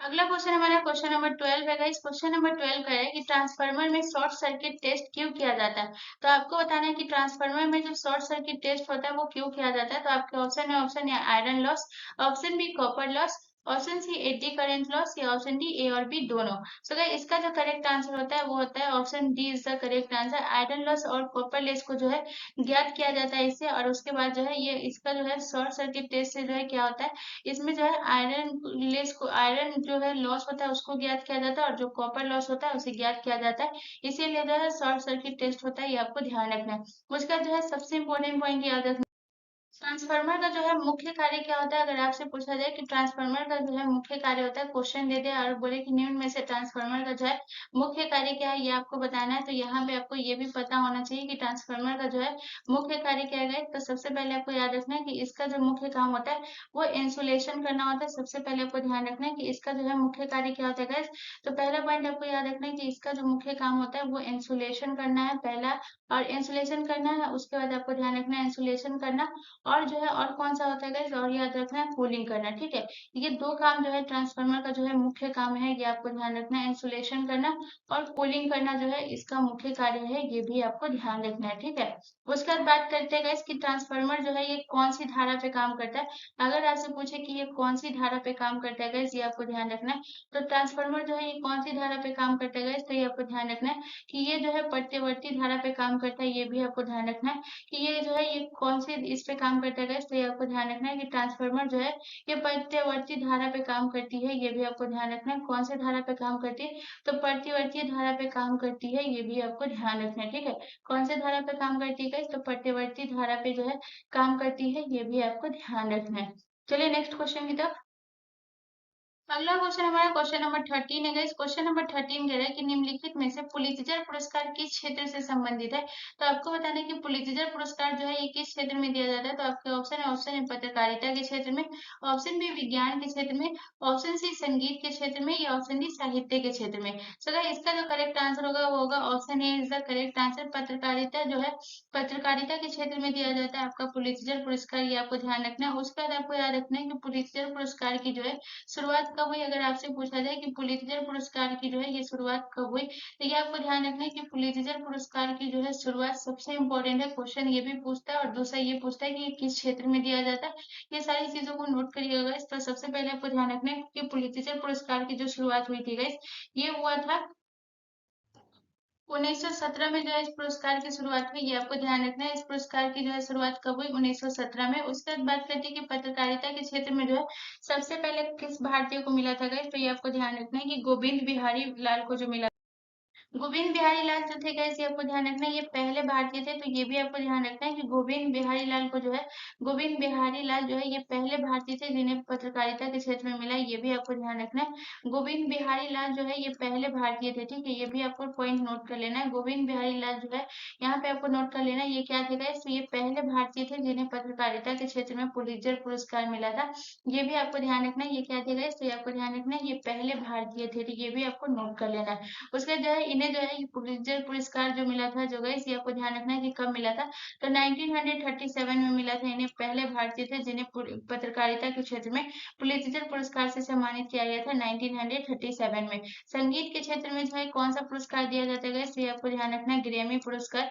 ग्रैमी पुरस्कार जो है ये किस क्षेत्र में दिया जाता है गाइस, ये आपको ध्यान रखना है। ग्रैमी पुरस्कार जो दिया जाता है ये संगीत के क्षेत्र में दिया जाता है, ये आपको ध्यान रखना है। उसके बाद आपको बात करें विज्ञान के क्षेत्र में, विज्ञान के क्षेत्र में जो है ये कौन सा पुरस्कार दिया जाता है गाइस, तो ये आपको ध्यान रखना है कलिंग पुरस्कार। कलिंग पुरस्कार जो है ये किस क्षेत्र में दिया जाता है गाइस, तो ये आपको ध्यान रखना है ये जो है विज्ञान के क्षेत्र में दिया जाता है, ये भी आपको ध्यान रखना है। उसके बाद बात करते हैं साहित्य के क्षेत्र में, साहित्य के क्षेत्र में जो है कौन सा पुरस्कार दिया जाता है गाइस, तो ये आपको ध्यान रखना है कि ज्ञानपीठ पुरस्कार जो है ये किस क्षेत्र में दिया जाता है गाइस, तो ये आपको ध्यान रखना है कि ज्ञानपीठ पुरस्कार जो है ये साहित्य के क्षेत्र में दिया जाता है, ये भी आपको ध्यान रखना है, ठीक है। चलिए नेक्स्ट क्वेश्चन की तरफ। अगला क्वेश्चन हमारा क्वेश्चन नंबर 14 है गाइस। क्वेश्चन नंबर 14 कह रहा है कि ग्रीन हाउस प्रभाव का क्या अर्थ है। तो आपको बताना है कि ग्रीन हाउस प्रभाव का जो अर्थ है वो क्या है। तो आपके ऑप्शन है, ऑप्शन ए आपसे कह रहा है कि वायुमंडलीय गैसों के कारण सौर ऊर्जा को रोकना, ऑप्शन बी आपसे कह रहा है उष्ण कटिबंधीय क्षेत्र के घरों का प्रदूषण, ऑप्शन सी आपसे कह रहा है ओजोन परत वैगनिक किरणों को रोकना, या ऑप्शन डी हरे रंग की इमारतों को नुकसान। तो अगर इसका जो करेक्ट आंसर होगा वो होगा option A is the correct answer. वायुमंडलीय गैस के कारण जो है सौर ऊर्जा को रोकना, यानी कि जो है ग्रीन हाउस प्रभाव जो होता है ये क्या करता है, इसमें जो है आपको बता दें carbon dioxide, methane, nitrous oxide और जलवाष्प जो होता है जो कि सौर ऊर्जा को अवशोषित करता है, ये आपको ध्यान रखना है, ठीक है। चलिए नेक्स्ट क्वेश्चन की तरफ। अगला क्वेश्चन हमारा क्वेश्चन नंबर 15 है गाइस। क्वेश्चन नंबर 15 कह रहा है कि विधान परिषद की स्थापना तथा समाप्ति का प्रावधान भारतीय संविधान के किस अनुच्छेद में। तो ये आपको बताना है कि विधान परिषद की स्थापना और समाप्ति, ठीक है, ये किस अनुच्छेद में। तो आपके ऑप्शन है, ऑप्शन है अनुच्छेद 168, ऑप्शन बी अनुच्छेद 170, ऑप्शन सी अनुच्छेद 169, या ऑप्शन डी अनुच्छेद 165। सो इसका जो करेक्ट आंसर होगा वो होगा option C is the correct answer. अनुच्छेद 169 में जो है वो विधानसभा विधान परिषद की स्थापना और समाप्ति का प्रावधान है। विधान परिषद है गाइस, ये भी ध्यान रखिएगा कि परिषद के बारे में पूछ रहा है, तो ये 169 में जो है इसके आपको ध्यान रखना है कि स्थापना और समाप्ति का, ठीक है। उसके बाद बात करते हैं अनुच्छेद 168, इसमें जो है राज्य के विधान मंडल के गठन का प्रावधान है, ठीक है। तो राज्य के विधान मंडल के गठन का प्रावधान जो है ये किसमें गाइस, तो ये आपको ध्यान रखना है कि राज्य के विधानमंडल के गठन का प्रावधान जो है है वो अनुच्छेद 168 में, ये भी आपको ध्यान रखना है। राज्य विधानमंडल के गठन का प्रावधान जो है ये किसमें गए, तो ये आपको ध्यान रखना है कि राज्य विधानमंडल के गठन का प्रावधान जो है ये अनुच्छेद जो है 168 में जो है ये प्रावधान है, ये भी आपको ध्यान रखना है। उसके बाद जो है सबसे इम्पोर्टेंट पॉइंट बात करेंगे गाइस, अनुच्छेद 170।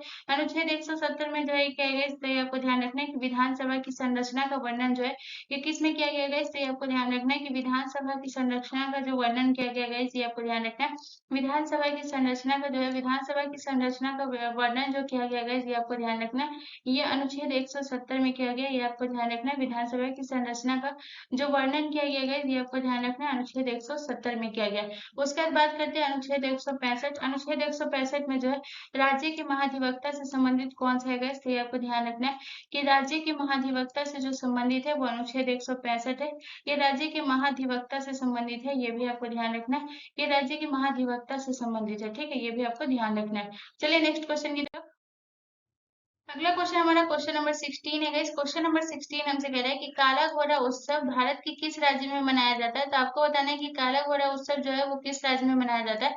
तो आपके ऑप्शन है उड़ीसा में, ऑप्शन बी महाराष्ट्र में, ऑप्शन सी बिहार में, या ऑप्शन डी उत्तराखंड में। सो गाइस इसका जो करेक्ट आंसर होगा वो होगा option B is the correct answer. Kala Ghoda उत्सव जो है ये किस राज्य में मनाया जाता है गाइस, तो ये आपको ध्यान रखना है कि महाराष्ट्र में मनाया जाता है। उसके बाद अगर हम महाराष्ट्र की बात करें कि महाराष्ट्र में और कौन कौन सा मनाया जाता है, तो उसके बाद आपको याद रखना है पोला उत्सव। पोला उत्सव जो है ये किस राज्य में मनाया जाता है, इससे आपको ध्यान रखना है कि पोला उत्सव जो है ये महाराष्ट्र में मनाया जाता है, ये आपको ध्यान रखना है। उसके बाद आपको याद रखना और कौन सा उत्सव है गाइस, तो ये आपको ध्यान रखना है गुड़ी गुड़ी पर्व जो है ये कहाँ मनाया जाता है गाइस, तो ये आपको ध्यान रखना है कि गुड़ी पर्व बहुत इंपॉर्टेंट वाला पॉइंट है गाइस, ये आपको ध्यान रखना है कि गुड़ी पर्व जो है ये कहाँ मनाया जाता है गाइस, ये आपको ध्यान रखना है ये महाराष्ट्र में मनाया जाता है। उसके बाद अगर हम बात करें दिवाली, दिवाली जो है ये महाराष्ट्र में भी मनाया जाता है, बिहार में भी मनाया जाता है, उत्तर प्रदेश में भी मनाया जाता है, झारखंड में भी मनाया जाता है। तो दिवाली आपको याद रखना है। उसके बाद अगर हम बात करें गाइस, पोला हो गया, उसका गणेश चतुर्थी हो गया, ये सब आपको ध्यान रखना है, ये सब कहाँ मनाया जाता है गाइस, तो ये जो है महाराष्ट्र का फेस्टिवल है, ये आपको ध्यान रखना है। गणेश चतुर्थी जो है ये कहाँ मनाया जाता है, गणेश चतुर्थी जो है गाइस ये आपको ध्यान रखना है, बिहार में भी मनाया जाता है, ये भी आपको ध्यान रखना है, ठीक है। उसके बाद बात करते हैं गाइस ओडिशा। ओडिशा में जो है कौन कौन सा फेस्टिवल मनाया जाता है गाइस, तो ये आपको ध्यान रखना है। ओडिशा का इंपॉर्टेंट है, ध्यान रखिएगा। तो ओडिशा में जो फेस्टिवल मनाया जाता है गाइस ये आपको ध्यान रखना है, ये मनाया जाता है, आपको सबसे पहले आपको याद रखना है नुआखाई। नुआखाई फेस्टिवल जो है ये कहाँ मनाया जाता है गाइस, ये आपको ध्यान रखना है। ये आपका प्रीवियस ईयर प्रश्न था कि नुआखाई फेस्टिवल जो है ये कहाँ का गाइस, तो ये आपको ध्यान रखना है कि नुआखाई उत्सव जो है ये कहाँ का है गाइस, तो ये आपको ध्यान रखना है ये उत्तर ओडिशा का है, ये आपको ध्यान रखना है। उसके बाद आपको याद रखना है नुआखाई के बाद है धनुआ यात्रा। धनुआ यात्रा जो है ये कहाँ का गाइस, तो ये आपको ध्यान रखना है कि धनुआ यात्रा जो है ये भी ओडिशा का, ये आपको ध्यान रखना है। धनुआ यात्रा जो है कहाँ का गाइस, तो ये आपको ध्यान रखना है, ये जो है ओडिशा का है, ये भी आपको ध्यान रखना है। उसके बाद आपको याद रखना है गाइस दुर्गा पूजा हो गया। दुर्गा पूजा जो है ये कहाँ का गाइस, तो ये आपको ध्यान रखना है। दुर्गा पूजा जो है ये बिहार में भी मनाया जाता है गाइस, ये आपको ध्यान रखना है। उत्तर प्रदेश में भी मनाया जाता है, उड़ीसा में भी मनाया जाता है, पश्चिम बंगाल में भी मनाया जाता है, ये आपको ध्यान रखना है। अब बात करते हैं बिहार के फेस्टिवल के बारे में। तो बिहार में जो है कौन कौन सा फेस्टिवल जो है ये मनाया जाता है गाइस, तो सबसे पहले आपको याद रखना है होली। होली जो है ये कहाँ मनाया जाता है गाइस, ये आपको ध्यान रखना है। होली जो है ये बिहार में मनाया जाता है। उसके बाद आपको याद रखना है दिवाली हो गया, ये कहाँ मनाया जाता है गाइस, ये आपको ध्यान रखना है। दिवाली भी जो है बिहार में मनाया जाता है। उसके बाद जो है दिवाली के बाद आपको याद रखना है छठ पूजा। छठ पूजा जो है ये कहाँ मनाया जाता है गाइस, तो ये आपको ध्यान रखना है। छठ पूजा जो है ये बिहार में मनाया जाता है, ये भी आपको ध्यान रखना है। उसके बाद आपको याद रखना है मकर संक्रांति। मकर संक्रांति जो है कहाँ मनाया जाता है गाइस, तो ये आपको ध्यान रखना है कि मकर संक्रांति जो है ये भी आपके बिहार में मनाया जाता है, ये भी आपको ध्यान रखना है, ठीक है। उसके बाद बात करते हैं दो दो इसमें यहाँ पे जगह नहीं है तो आपको उत्तराखंड के बारे में बताते हैं। फूल डे फेस्टिवल जो है ये कहाँ मनाया जाता है गाइस, तो ये आपको ध्यान रखना है कि फूल डे फेस्टिवल जो है ये उत्तराखंड में मनाया जाता है। पहला पॉइंट आपको याद रखना है। उसके बाद आपको याद रखना है हरेला। हरेला फेस्टिवल जो है ये कहाँ मनाया जाता है गाइस, तो ये आपको ध्यान रखना है, ये भी उत्तराखंड में, ठीक है। चलिए नेक्स्ट क्वेश्चन की तरफ।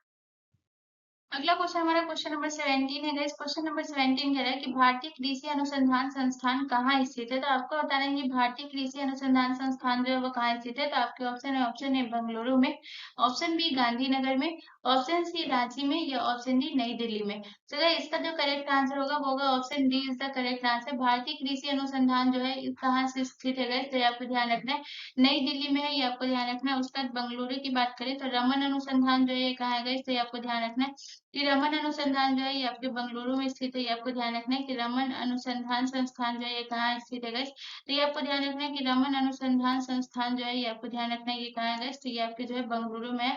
अगर बात करें कि मंगलुरु जो है ये किस राज्य के बारे में बात हो रहा है, तो ये आपको ध्यान रखना है, ये जो है कर्नाटक है ये, ठीक है। तो ये आपको ध्यान रखना है कि कौन सा राज्य है, तो ये आपको ध्यान रखना है कि ये कर्नाटक है, ये भी आपको ध्यान रखना है, ठीक है। उसके बाद बात करते हैं रांची। रांची जो है आपका कहाँ पड़ता है, ये आपको पता होगा कि झारखंड में जो है ये रांची, आपको ध्यान रखना है। झारखंड में रांची आपको ध्यान रखना है। उसके बाद अगर हम बात करें यहाँ जो है कौन सा अनुसंधान है, तो लाह अनुसंधान संस्थान जो है ये कहाँ स्थित है, तो ये आपको ध्यान रखना है कि लाह अनुसंधान संस्थान जो स्थित है ये कहाँ है, तो ये आपको ध्यान रखना है कि लाह अनुसंधान संस्थान जो स्थित है ये रांची में स्थित है, ये आपको ध्यान रखना है। लाह अनुसंधान संस्थान जो है कहाँ स्थित है, ये आपको ध्यान रखना है, रांची में, ठीक है। उसके बाद बात करते हैं गांधीनगर। गांधीनगर में जो है कौन सा अनुसंधान है, तो प्लाज्मा अनुसंधान संस्थान स्थित जो है ये कहाँ स्थित है, तो ये आपको ध्यान रखना है। प्लाज्मा अनुसंधान संस्थान जो है ये रांची में स्थित है, ये आपको ध्यान रखना है, गांधीनगर में। तो प्लाज्मा अनुसंधान संस्थान जो है ये कहाँ स्थित है, तो ये आपको ध्यान रखना है। प्लाज्मा अनुसंधान संस्थान जो है ये कहाँ स्थित है, गांधीनगर में। और गांधीनगर कहाँ पड़ता है, तो ये आप सभी को पता होगा कि गांधीनगर जो है ये कहाँ पड़ता है, ये आपको पता होगा ये गुजरात में पड़ता है। कि कहाँ पड़ता है, तो आपको ध्यान रखना है गुजरात में, ठीक है। चलिए नेक्स्ट क्वेश्चन की तरफ। अगला क्वेश्चन हमारा क्वेश्चन नंबर 18 है। इस क्वेश्चन नंबर 18 कह रहा है कि सरस्वती सम्मान का प्रथम प्राप्तकर्ता कौन है। तो आपको बताना है कि सरस्वती सम्मान को जो सबसे पहले किसने प्राप्त किया था। तो आपके ऑप्शन है हरिवंश राय बच्चन, ऑप्शन बी आपसे कह रहा है रामाकांत रथ, ऑप्शन सी हरभजन सिंह, या ऑप्शन डी विजय तेंदुलकर। सो गाइस इसका जो करेक्ट आंसर होगा option A is the correct answer. Saraswati सम्मान का जो प्रथम प्राप्त करता है ये आपको ध्यान रखना है, हरिवंश राय बच्चन जो है ये प्रथम प्राप्त करता है। और अगर बात करें कि सरस्वती सम्मान जो है ये किस क्षेत्र में दिया जाता है, तो ये आपको ध्यान रखना है। ये जो दिया जाता है ये साहित्य के क्षेत्र में दिया जाता है। तो गाइस आपको ध्यान रखना है कि ये किस क्षेत्र में दिया जाता है गाइस, तो ये आपको ध्यान रखना है कि साहित्य के क्षेत्र में दिया जाता है। पहला पॉइंट आपको ये याद रखना है। उसके बाद अगर हम बात करें कि इसकी जो है सरस्वती सम्मान की जो शुरुआत है ये कब हुई है गाइस, तो ये आपको ध्यान रखना है कि 1991 में जो है ये आपको ध्यान रखना है सरस्वती सम्मान की शुरुआत हुई है, ये आपको ध्यान रखना है। इसकी जो है शुरुआत कब हुई थी गाइस, तो ये आपको ध्यान रखना है कि सरस्वती सम्मान की शुरुआत जो हुई है ये 1900 जो है गाइस, आपको ध्यान रखना है कब हुई थी। सरस्वती सम्मान की शुरुआत जो हुई थी ये कब हुई थी गाइस, तो ये आपको ध्यान रखना है कि गाइस ये 1900 जो है 91 में जो है इसकी शुरुआत हुई, ये भी आपको ध्यान रखना है, ठीक है। उसके बाद अगर हम बात करते हैं हरिवंश राय बच्चन को जो है किसके लिए मिला था इनको, ये आपको ध्यान रखना है। तो हरिवंश राय को जो पुरस्कार मिला था गाइस, ये आपको ध्यान रखना है। 4 खंड के आत्मकथा के लिए ये पुरस्कार मिला था। 4 खंडों की जो आत्मकथा जो है इनके द्वारा लिखा गया था गाइस, ये आपको ध्यान रखना है। 4 खंडों की आत्मकथा, ठीक है, 4 खंडों की आत्मकथा जो है ये इनके लिए जो है इनको ये पुरस्कार मिला था, ये भी आपको ध्यान रखना है, 4 खंडों की आत्मकथा के लिए, ठीक है। चलिए नेक्स्ट क्वेश्चन की तरफ। अगला क्वेश्चन हमारा क्वेश्चन नंबर 19 है। क्वेश्चन नंबर 19 कह रहा है कि निम्न में से न्यायिक पूर्वालोकन का अर्थ है। तो आपको बताना है कि न्यायिक पूर्वालोकन का अर्थ क्या है। तो आपके ऑप्शन है, ऑप्शन ए उच्च न्यायालय द्वारा निर्णीत प्रकरणों का समालोचना कर सकता है, ऑप्शन बी आपसे कह रहा है कि निचले न्यायालयों के आदेश का पुनरावलोकन कर सकता है, ऑप्शन सी आपसे कह रहा है कि यदि कोई कानून या आदेश संविधान के विपरीत हो तो उसे असंवैधानिक घोषित करना, या ऑप्शन डी आपसे कह रहा है निचले न्यायालयों के निर्णय के विरुद्ध अपील सुनना। चलो इसका जो करेक्ट आंसर होगा option C is the correct answer. न्यायिक पूर्वालोकन का अर्थ क्या होता है, यदि कोई कानून या आदेश संविधान के विपरीत हो तो उसे जो है असंवैधानिक घोषित किया जा सकता है, इसलिए आपको ध्यान रखना है, ठीक है। यानी कि ये बहुत इंपॉर्टेंट पॉइंट है न्यायिक पूर्वालोकन का, तो ये आपको ध्यान रखना है, ठीक है। चलिए नेक्स्ट क्वेश्चन की तरफ। अगला क्वेश्चन हमारा क्वेश्चन नंबर 20 है। इस क्वेश्चन नंबर 20 हमसे कह रहा है कि हड़प्पा कालीन स्थल दाधेरी इनमें से कहाँ स्थित है। तो आपके ऑप्शन है, ऑप्शन ए उत्तर प्रदेश में, ऑप्शन बी पंजाब में, ऑप्शन सी हरियाणा में, या ऑप्शन डी जम्मू में। सो इसका जो करेक्ट आंसर है वो है option B is the correct answer. Harappa कालीन स्थल जो दाधेरी है ये कहाँ स्थित है, ये आपको ध्यान रखना है, ये जो है पंजाब में है। और ये आपको ध्यान रखना है कि ये मतलब कि पंजाब के जो है किस जिले में स्थित है ये गाइस, तो पंजाब जिले के जो है गोविंदगढ़, ठीक है। अगर आपसे जिला पूछ ले, बहुत टाइम जो है जिला पूछा जाता है गाइस, तो ये आपको ध्यान रखना है कि गोविंदगढ़ जो जिला है गाइस, ये आपको ध्यान रखना है गोविंदगढ़ जिला में स्थित है ये आपका, ये आपको ध्यान रखना है। अगर राज्य पूछे तो पंजाब हो गया, और अगर जिला पूछे तो गोविंदगढ़ जिला के पास जो है ये स्थित है, ये भी आपको ध्यान रखना है। दधेरी जो है ये आपको ध्यान रखना है कि इसमें जो है आपको याद रखना है कि ये जो है धूसर मृदभान जो है कहाँ से पाए गए, चित्रित धूसर मृदभान, ये आपको ध्यान रखना है, ये कहाँ से पाए गए दधेरी से, तो ये आपको ध्यान रखना है कि चित्रित, ठीक है, ये भी आपको याद रखना है, यानी कि चित्र वाला जो है ये आपको ध्यान रखना है चित्रित। इसको नोट कर लीजिएगा, इस बहुत इंपॉर्टेंट है। तो चित्रित जो है धूसर मृदभांड, ये भी आपको ध्यान रखना है। ये जो है ये कहाँ से पाया गया गाइस, तो ये आपको ध्यान रखना है कि धूसर मृदभांड जो ये पाया गया गाइस, ये आपको ध्यान रखना है। ये जो है इसका प्रमाण कहाँ से मिला गाइस, तो दधेरी से। तो चित्रित धूसर मृदभांड का प्रमाण मिला है, ये आपको ध्यान रखना है। और ये कहाँ से मिला है गाइस, तो ये आपको ध्यान रखना है दधेरी से। ठीक है, बहुत इंपॉर्टेंट पॉइंट है, ये आपको ध्यान रखना है, इतना आपको नोट कर लेना है। ठीक है, उसके बाद अगर बात करें कि ये जो है चित्रित धूसर मृदभांड जो है ये आर्य संस्कृति की विशेषता थी, ये भी आपको ध्यान रखना है। ठीक है, तो ये भी बहुत इंपॉर्टेंट है, इसको भी नोट कर लीजिएगा। तो गाइस आप लोगों का आरआरबी एनटीपीसी 2024 के जीके जीएस का प्रीवियस ईयर सेट 22 जो था ये समाप्त होता है गाइस। ये आपको जो है आपको बताना है कि आपको ये सेशन कैसा लगा, और कमेंट करके जरूर बताइएगा कि आपको इस 20 क्वेश्चन में से कितना क्वेश्चन जो है ये आपका करेक्ट हुआ है। कमेंट करना नहीं भूलिएगा गाइस, और चीजों को नोट जरूर कर लीजिएगा। मिलते हैं नेक्स्ट वीडियो में गाइस, धन्यवाद।